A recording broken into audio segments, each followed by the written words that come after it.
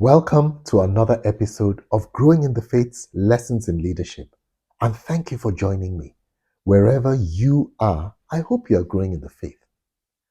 The book of Judges tells the story of Gideon, one of those who God raised to deliver the children of Israel from their enemies.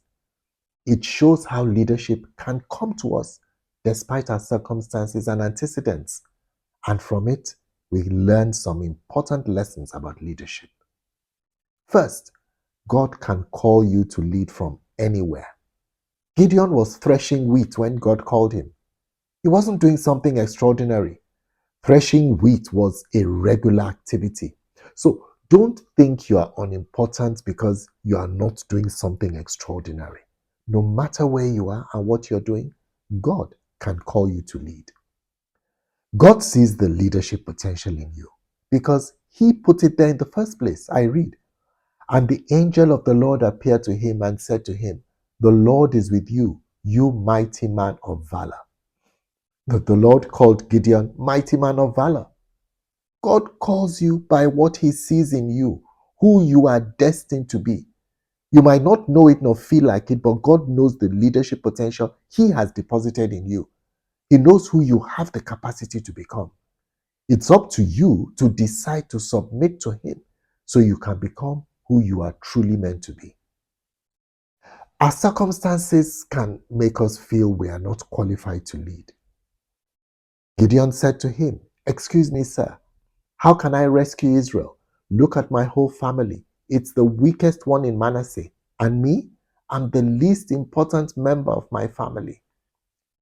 Gideon said his clan was the weakest in the tribe, and he was the least in his father's house. He was saying he was not just insignificant, but extremely insignificant and not deserving of the assignment God was giving to him. But this is not how God appoints leaders. Perhaps you feel a kinship with Gideon. Your background and your circumstances are not great. Yet, God is calling you to carry out an important assignment for Him. Our circumstances do not qualify us. It is God who qualifies us. And He confounds human wisdom by choosing from those who are not qualified in the world's eyes. Gideon probably wasn't regarded much by anyone. Yet, it was he who was chosen by God to deliver Israel from the Midianites. Now, in the context of leadership in the Bible, every leader has an assignment from the Lord, which becomes their mission. Gideon had an assignment. Let's read. Then the Lord turned to him and said, "Go with the strength you have and rescue Israel from the Midianites. I am sending you." Leaders in the Bible are not self-sent. They are sent by God. Their assignments also are always focused on others, not on themselves. Moses, Joshua, his successor, Joseph, Solomon, Paul were all successful leaders, but their missions were all focused on others, not on themselves. So a leader focused on him or herself, can't have been sent by God. The assignment is always bigger than you. What would be unusual about God asking you to do what you could easily do in your strength? Nothing. He doesn't work that way. We always see the Lord giving assignments that are beyond what people are able to do themselves. Paul was given an assignment to preach the gospel that he could not fulfill in his own strength. Moses was given an assignment of deliverance that he could not fulfill in his own power. The assignment is always bigger than the leader's natural capacity. But the Spirit of the Lord came upon Gideon. Leaders must execute their assignments not in their own power, but in the power of the Lord. You cannot execute an assignment that is bigger than you in your own strength. There are many instances in the Bible when kings went to battle with large armies in a show of their strength. Yet, when Gideon was going to face the Midianites, the Lord said the people with him were too many, lest they claim glory for themselves. The Lord whittled them down to just 300 from 32,000 initially.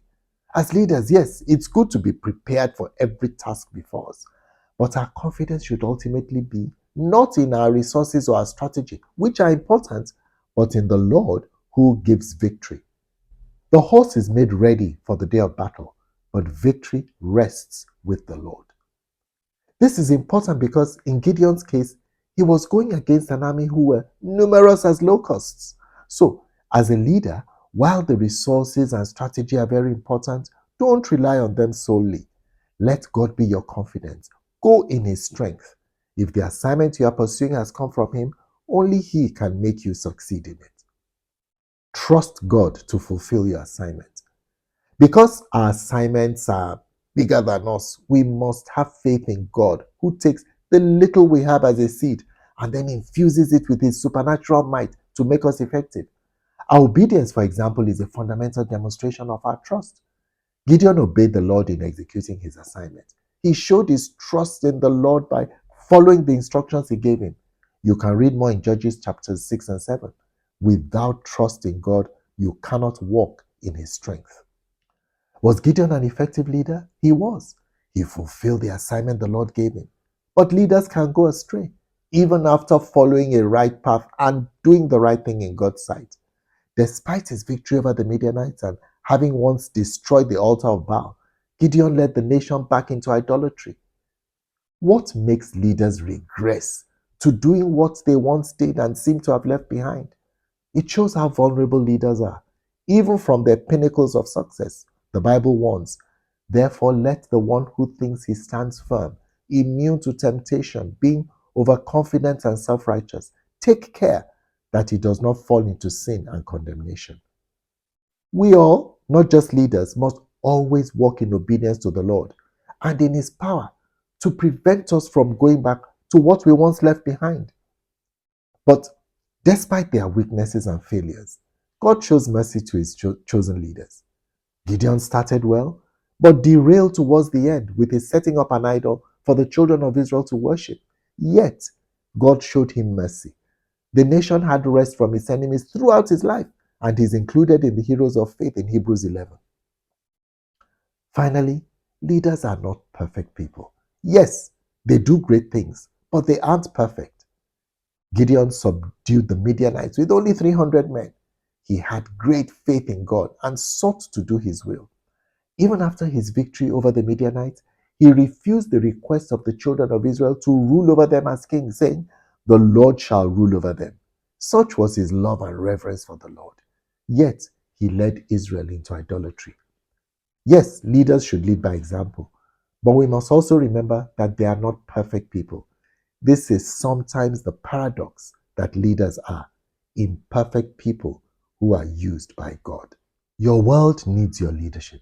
Begin to follow all that we have shared, and you will see yourself becoming a better leader and impacting your world positively. I hope you have enjoyed this episode and have learned some things from it. All the scriptures referenced in this episode will come up on the screen at the end. I look forward to seeing you next time. Until then, bye bye, and God bless you as you continue to grow in the faith.